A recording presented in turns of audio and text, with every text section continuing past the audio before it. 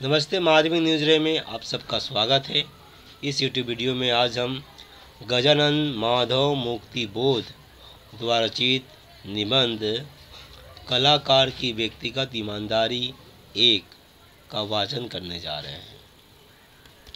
पाठ पढ़ने मात्र से इस पाठ से पूछे गए प्रश्नों का उत्तर, बहुविकल्पीय प्रश्न का उत्तर, एक वाक्य वाला और 100 शब्द वाला हम दे सकते हैं। तो जिन मित्रों के पास समय नहीं है उनके लिए मैं वाचन कर दे रहा हूँ, वो चाहे तो इसे सुन सकते हैं। तो चलिए शुरुआत करते हैं। कलाकार की व्यक्तिगत ईमानदारी भाग 1 गजानन माधव मुक्तिबोध का वाचन। मेरी डायरी पर बहुत कम बहस हुआ करती है, लेकिन कल हो ही गई। वह जो यशराज है ना, वही उस गली में रहते हैं। नहीं, उनकी वकालत नहीं चलती। हाँ, यूं ही है। यूं आदमी काबिल है, BSc BTech LLB, लेकिन बिल्कुल बेरोजगार है। इस शहर में उन्हें सब जानते हैं, हंसते हैं उन पर। बेरोजगार है ना, इसलिए उनके चेहरे पर हमेशा शनिचरी छाई रहती है। खैर, तो वसुधा के लिए लिखी गई ताज़ी डायरी उन्हें सुनाने का मुझे जब सौभाग्य प्राप्त हुआ तो मैं बड़ा खुश था। क्या तीर मारा है मैंने। यशराज गर्दन नीचे डाले मेरी डायरी को चुपचाप सुन रहे थे। जब सुनना खत्म हुआ तो बहुत ही मंथर गति से उन्होंने अपना सिर ऊंचा उठाया। कहने लगे, यह डायरी एकदम फ्रॉड है। मुझ पर वज्रपात हो गया था। काटो तो खून नहीं, नारी खिसक गई। यशराज ने अपना चेहरा ऐसा बिगाड़ लिया था मानो उनकी जबान का स्वाद एकदम कड़वा हो उठा हो। डायरी मैंने बहुत मेहनत से बनाई थी। परसाई जी के पत्र रूपी पिस्तौलों से संप्रेरित होकर मैंने इतनी मेहनत की, नतीजा क्या निकला? धूल, राख, बालू। मैंने अपने मन को काफी नसीहत दी, उसकी पीठ थपथपाई, लेकिन निसंदेह उस समय मेरा चेहरा बहुत पीला हो गया, क्योंकि मैंने उन क्षणों का अनुभव किया कि चेहरे का खून निचोड़ता हुआ दिल में टपक रहा है। मैंने यशराज की तरफ जब देखा तो मुझे संदेह हुआ कि वह भी मुझ पर हंस रहा है। मैंने अपने को संभालते हुए और शब्दों के लिए भटकते हुए कहा, तुम भले ही फ्रॉड कह लो, इसमें व्यक्तिगत ईमानदारी जरूर है। डायरी मेरी व्यक्तिगत ईमानदारी का सबूत है। यशराज ने अपनी मुस्कान दबा ली। उसके ओठों की इस छोटी सी हलचल से मुझे घाव सा लग गया और मैं प्रयत्न करने लगा कि मेरी आंखों में क्रोध या खून दौड़ जाए, लेकिन देह में रक्त ही नहीं था। दूसरे, अगर मैं अकड़ने का नाट्य भी करता तो भी बात न बनती, क्योंकि वैसा करना मेरी बौद्धिक संस्कृति के मानदंडों के बिल्कुल विपरीत था। अब तक का इतिहास यह है कि मैं अपनी बुद्धि द्वारा हृदय को संपादित और संशोधित करता आया हूँ। यह प्रक्रिया बिल्कुल बचपन ही से चल रही है। जिंदगी एक महाविद्यालय या विश्वविद्यालय नहीं है। वह एक प्राइमरी स्कूल है जहाँ टाट पट्टी पर बैठना पड़ता है, जरा सी बात पर चांटे के आघात की सारी संवेदनाएं गालों पर झेलनी पड़ती है। जी हाँ, इस जिंदगी का यही हाल है। भय, आतंक, विचित्र आशंकाएं, अजीबो गरीब उलझाव, फटी हुई टाट पट्टियाँ, पुराने स्याही रंगे टेबिल, गुरुजी की भयानक दूतरफा मूछ और घर में माता पिता की डांट फटकार और बच्चे का कोमल छोटा सा शरीर। सोचा था जल्दी जल्दी बड़ा हो जाऊंगा, ऊंचा तगड़ा मोटा, फिर जिंदगी प्राइमरी स्कूल न रहेगी। लेकिन नहीं, ज्यों ज्यों बड़ा होता गया, खून सूखता गया, ऊंचा हुआ, साथ ही जर्जर भी। जिंदगी पहले से भी बदतर प्राइमरी स्कूल होती गई। जी हाँ, जिंदगी भर पाठ पढ़ना है, सिर्फ पहाड़े पढ़कर ही काम नहीं चलने का। गुना भागा की नई से नई कतर ब्योंत करनी पड़ेगी। अंगुलियों में स्याही, कमीज पर नीले दाग, होठों के एक सिरे पर नीला रंग। मरने तक प्राइमरी स्कूल ही रहेगी यह जिंदगी। वही पुरानी फटी टाट पट्टी, मानो मेरी कविता की एक पंक्ति। यशराज की बात अलग है, वह आला आदमी है। वह आइंस्टाइन की बात करता है, प्लैंक और लॉस उसकी ज़बान पर नाचते हैं। इस मैं को नष्ट कर दो, भारतीय संस्कृति का यह संदेश है। यशराज का शब्द प्रवाह मेरे कानों में बहा। व्यक्तिगत ईमानदारी का क्या अर्थ है? अधिक से अधिक वह अभिव्यक्ति की ईमानदारी है, इससे अधिक कुछ नहीं। तुम में तो अभिव्यक्ति की ईमानदारी भी नहीं है। यशराज न मालूम क्या कहता गया। मैं तो अपने मन में यह सोच रहा था कि मुझे तो बुद्धि के द्वारा अपने हृदय को संपादित और संशोधित करना है, उसमें पाद टिप्पणियाँ जोड़नी है, भूमिका लिखनी है, सबके पीछे निर्देश सूची भी तो जोड़ देनी है। किंतु यह संपादन और संशोधन क्या कभी भी पूरा होगा? क्या कभी भी मैं मास्टरपीस की भांति उसे उपस्थित कर सकूंगा? शायद यह संभव ही नहीं है। कल ही बहुत बूढ़े पिताजी ने मुझे कहा था कि आखिरी सांस छूटने तक नया सीखना पड़ता है, अपने आप में संशोधन करते रहना पड़ता है, लगातार सीखते जाना और नए नए पाठ पढ़ना पड़ता है। ऐसा मैंने यशराज से आत्म स्वीकृति के स्वर में कहा। व्यक्तिगत ईमानदारी का अर्थ है जिस अनुपात में, जिस मात्रा में जो भावना या विचार उठा है उसको उसी मात्रा में प्रस्तुत करना। जो भाव या विचार जिस स्वरूप को लेकर प्रस्तुत हुआ है उसको उसी स्वरूप में प्रस्तुत करना लेखक का धर्म है। यशराज ने जिद्दी आवाज में कहा, क्या उसका धर्म यहीं तक सीमित है? यदि वह यहीं तक सीमित है तो वह व्यक्तिगत ईमानदारी भी नहीं है, अभिव्यक्ति की ईमानदारी भी नहीं। यशराज से बहस करने की मेरी तबीयत नहीं हो रही थी। लगता था अगर कोई व्यक्ति एक कप चाय दे दे तो नशे गरमा जाए, फिर शायद बहस के काबिल हो सकूं। फिर भी अगर मैं जवाब न देता तो बहुत बुरा सा दिखता। आखिर ऐसी भी क्या बात है, ज़रा इत्मीनान से काम लो। मैंने कहा, कैसे? यशराज पिस्तौल से छूटी हुई गोली की भांति उड़ता गया। उसने कहा, जो भाव या जो विचार जिस स्वरूप को लेकर जिस मात्रा में और जिस अनुपात में प्रस्तुत हुआ है उसको उसी स्वरूप में प्रस्तुत करना एकदम नाकाफी है। महत्व की बात यह है कि वह भाव या वह विचार किसी वस्तु तथ्य से सुसंगत है या नहीं।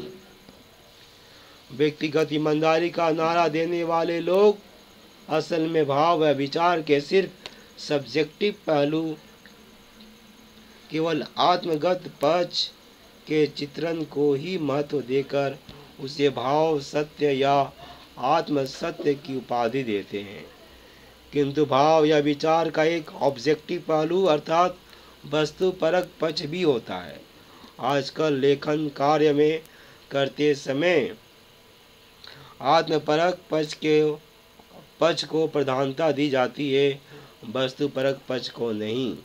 इस रवैये का असर टेक्निक पर पड़ता है। यशराज की आंखें देखने के काबिल थी। वह मुझे इस तरह देख रहा था मानो छिड़क रहा हो, किंतु उसके चेहरे की ओर नहीं वरन उसकी बातों की ओर में ध्यान देने लगा। यशराज कहता गया, मध्ययुगीन भारतीय काव्य में कुछ महत्वपूर्ण अपवादों को छोड़ प्रधान प्रवृत्ति वस्तुपक्ष के वर्णन की ओर ही अधिक रही है। इस प्रवृत्ति ने आत्मपक्ष को गौण स्थान दिया। नए छायावादी युग ने आत्मपक्ष को ही प्रधान स्थान दिया और वस्तुपक्ष को गौण। यदि हिंदी की नई कविता को साहित्य के इतिहास में या यूं कहिए कि संस्कृति के इतिहास में महत्वपूर्ण पाठ अदा करना है तो उसे काव्य की प्रकृति तथा शिल्प में आत्मपक्ष और वस्तुपक्ष का समन्वय उपस्थित करना होगा। यशराज ने विजेता की आंखों से मुझे देखा। निसंदेह मुझे पराजित होना पड़ा। मैंने दो शेर का अपना सिर हिलाकर उसकी हाँ में हाँ मिलाई। तब एकाएक मुझे भान हुआ मानो मेरे मस्तक की संदूक में सचमुच आलू और भंटे भरे हैं। आलू और भंटे भरे हैं, उनकी तो तरकारी भी नहीं हो सकती। इसके बावजूद मैं यशराज की बात ज़्यादा ध्यान से सुनने लगा। मुझे प्रतीत हुआ कि उसे ऐसा कुछ कहना है जो मेरे लिए मूल्यवान भी सिद्ध हो सकता है। मैंने प्रार्थना के स्वर में कहा, यशराज, मैं नई कविता का कोई प्रवक्ता नहीं हूँ। मैं तुम्हारी बात मानने के लिए मान भी लूँ, किंतु मेरे लिए यह एक बड़ा रहस्य ही बना रहेगा कि किस प्रकार वस्तुपक्ष से आत्मपक्ष का समन्वय स्थापित किया जाता है।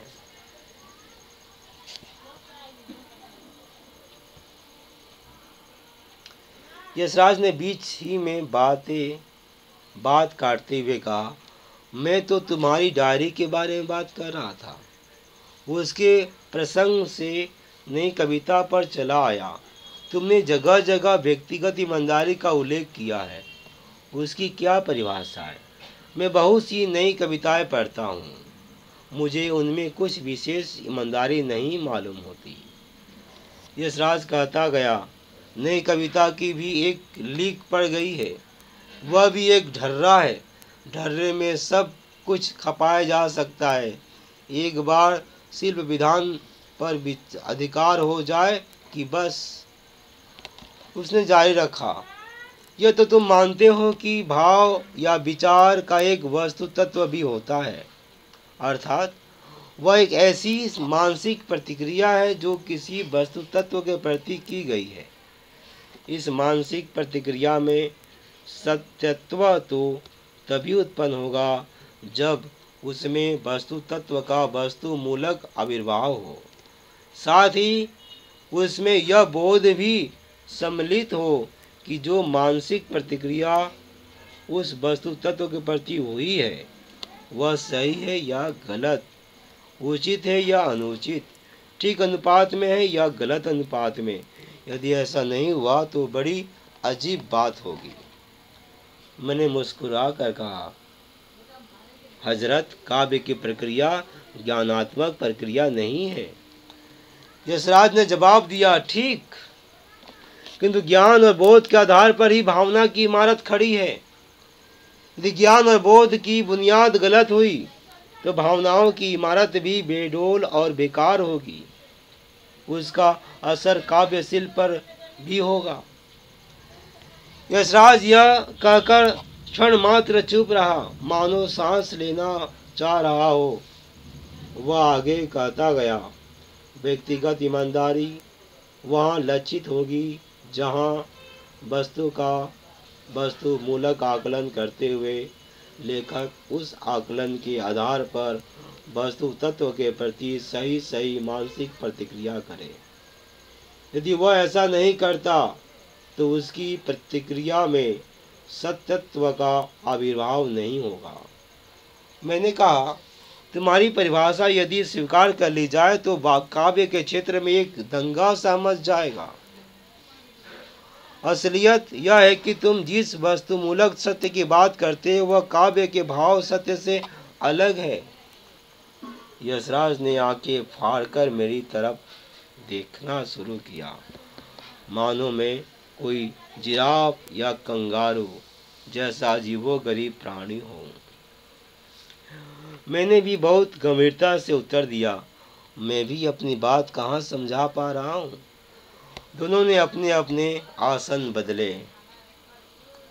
मैंने शून्य की ओर देखना शुरू किया। उस शून्य में मुझे दो बातें नजर आईं। एक तो यह कि यशराज के अनुसार मानसिक प्रतिक्रिया जिस वस्तु के प्रति होती है उस वस्तु का भी चित्रण परम आवश्यक है।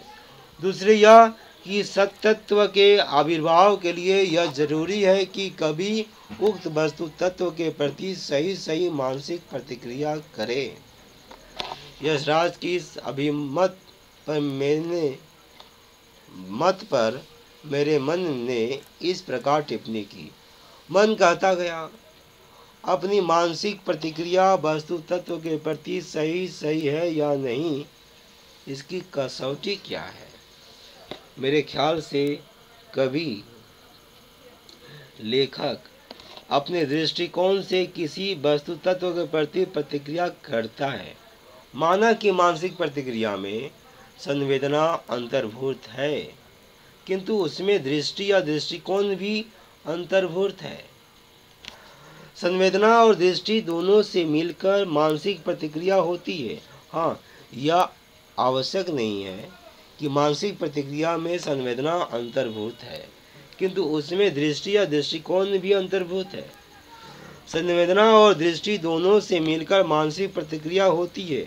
हाँ, यह आवश्यक नहीं है कि मानसिक प्रतिक्रिया करते समय कभी उस दृष्टि या दृष्टिकोण के पीछे रहने वाली अर्थात उसकी पार्श्वभूमि के रूप में रहने वाली अपनी संपूर्ण विचारधारा से पूर्णतः सचेत हो। मनुष्य के ध्यान रूपी फोकस में सारी वस्तुएं एक साथ नहीं रह सकती, किंतु ध्यान अलग चीज है, मन अलग बात है। ध्यान में तो वस्तु तत्व है, उस वस्तु तत्व के प्रति संवेदनात्मक प्रतिक्रिया की गई है, किंतु उस प्रतिक्रिया में प्रच्छन्न रूप से अथवा अर्ध सचेत रूप में कवि की दृष्टि या दृष्टिकोण अवश्य रहता है। यह दृष्टिकोण अनिवार्यतः बौद्धिक ही होता है, यह नहीं कहा जा सकता। हम उसके दृष्टिकोण को रुख या रवैया भी कह सकते हैं। मज़ेदार बात यह है कि कभी कभी मानसिक प्रतिक्रिया करते समय तो एक रुख या दृष्टि रहती है, किंतु मन एक इकाई नहीं होती, उस इकाई के भीतर दुई भी होती है। ऐसी स्थिति में मानसिक प्रतिक्रिया के भीतर एक रुख और उस प्रतिक्रिया को संपादित और संशोधित करने वाली एक और दृष्टि रहती है। विवादियों के एक पक्ष का कहना है कि मानसिक प्रतिक्रिया का यह संशोधन संपादन अनावश्यक है, गलत है, खतरे से भरा हुआ है। यहाँ बेईमानी हो सकती है, होती है, जानबूझकर की जाती है। इसलिए होना यह चाहिए कि व्यक्तिगत मानसिक प्रतिक्रिया को ज्यों का त्यों ठीक ठाक अनुपात और मात्रा में प्रकट किया जाए। उनके इस अभिमत में बहुत कुछ सार है। काव्य में लंबी चौड़ी बात हाँकने वाले, स्वांग करने वाले, अपने को मसीहा और क्रांतिकारी समझकर बात करने वाले लोग छोटी सी मानसिक प्रतिक्रिया को अपनी दृष्टि के अनुसार बहुत बड़ा चढ़ा कर रखते हैं। वे एक एक्टर हैं, नट हैं। वास्तविक प्रेम करने का आत्मबल उनमें बिल्कुल भी नहीं है, किंतु स्वांग ऐसा करते हैं मानो वे अपनी प्रेमिका के बिना जी नहीं सकते। अगर हम मानसिक प्रतिक्रिया को ज्यों का त्यों स्वाभाविक अनुपात और मात्रा में व्यक्त करने का आग्रह नहीं करते, उस आग्रह को महत्व नहीं देते, तो काव्य में ऐसे अभिनेता तथा स्वांग वाले लोग, लंबी चौड़ी बात आंकने वाले सज्जन बिला शक एक झूठा साहित्य पैदा कर देते हैं। ऐसे लोग मन की इकाई में जो दुई है उसकी प्रकृति के अनुसार अपनी मूल मानसिक प्रतिक्रिया को संपादित और संशोधित करते हैं। कहते हैं कि काव्य एक सांस्कृतिक प्रक्रिया है, मात्र व्यक्तिगत नहीं। इसलिए उन्हें काव्य सृजन के दौरान मन के भीतर अभिनेतृत्व करने, स्वांग रचने, लंबी चौड़ी हाँकने आदि आदि की पूरी छूट है। वे कहते हैं कि काव्य एक सांस्कृतिक संस्था है, वह मात्र व्यक्तिगत कमरा नहीं। खैर, बड़े बड़े शब्दों को जाने दीजिए। मैं भी मानसिक प्रतिक्रिया को संपादित और संशोधित करने की बात कहता आया हूँ।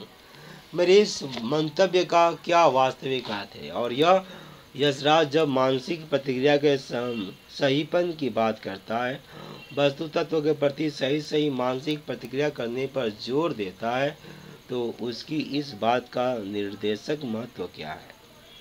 क्या यशराज यह कहना चाहता है कि कभी जीवन जगत के प्रति वास्तविक विश्व दृष्टि का विकास करे और वह विश्व दृष्टि उसकी मानसिक प्रतिक्रिया की प्रेरक हो? यदि सचमुच उसका यही मत है, तो मेरी और उसकी पोजीशन में विशेष भेद नहीं है। मैं इतनी सब बातें क्षण भर में सोच गया।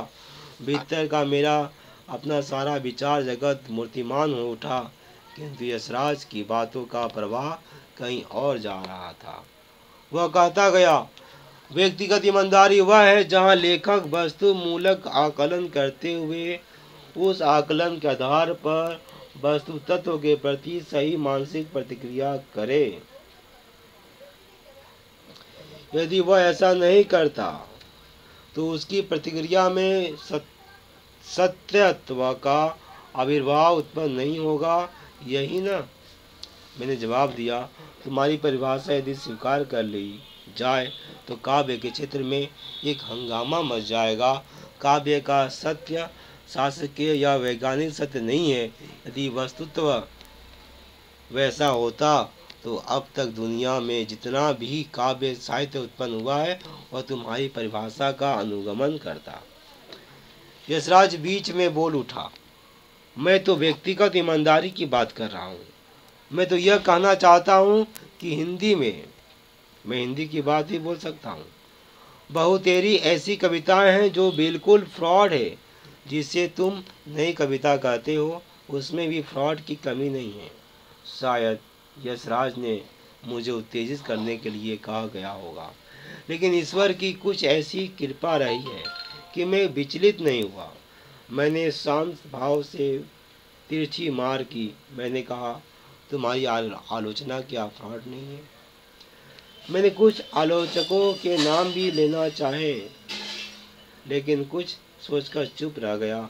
आलोचक भी तो झूठ के साथ कभी कभी सच बोल जाया करते हैं। हाँ, यह कहा होता है उनके मसीहाई बौद्धिक अहंकार के बावजूद। यद्यपि मैं शांत था, किंतु उत्तेजना घर कर रही थी। हमारी और यशराज की आपसी सिर फुटबॉल कई बार हो भी चुकी है, इसलिए उससे घबराने की बात नहीं थी। पाठ पूरा हुआ। वसुधा में प्रकाशित मार्च 1960, एक साहित्यिक की डायरी में संकलित। इस तरह गजानन माधव मुक्तिबोध द्वारा रचित कलाकार की व्यक्तिगत ईमानदारी भाग 1 का वाचन पूरा हुआ। अब हम लेखक परिचय देखेंगे।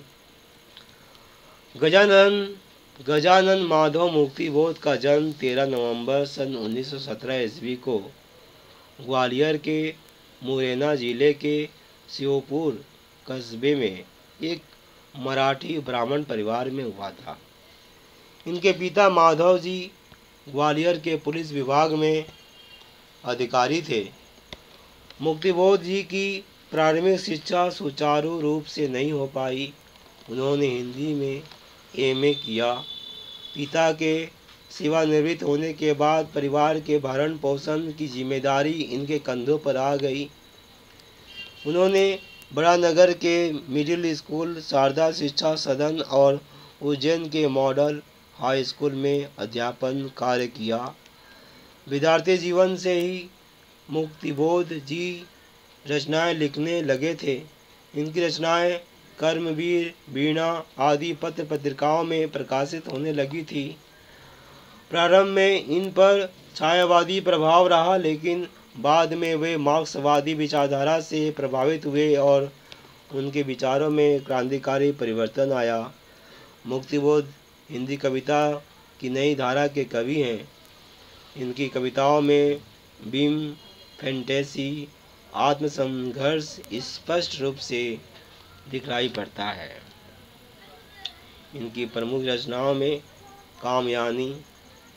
कामायनी एक पुनर्विचार, नई कविता का आत्मसंघर्ष, आलोचनात्मक कृतियाँ हैं। चांद का मुंह टेढ़ा है, काव्य संग्रह, काठ का सपना, विपात्र, अंधेरे में आदि हैं। इनकी मृत्यु 7 फरवरी सन 1964 ईस्वी को पक्षाघात से हो गई। इसी के साथ लेखक परिचय सहित गजानन माधव मुक्तिबोध द्वारा रचित निबंध कलाकार की व्यक्तिगत ईमानदारी भाग 1 का मूल वाचन पूरा हुआ। धन्यवाद।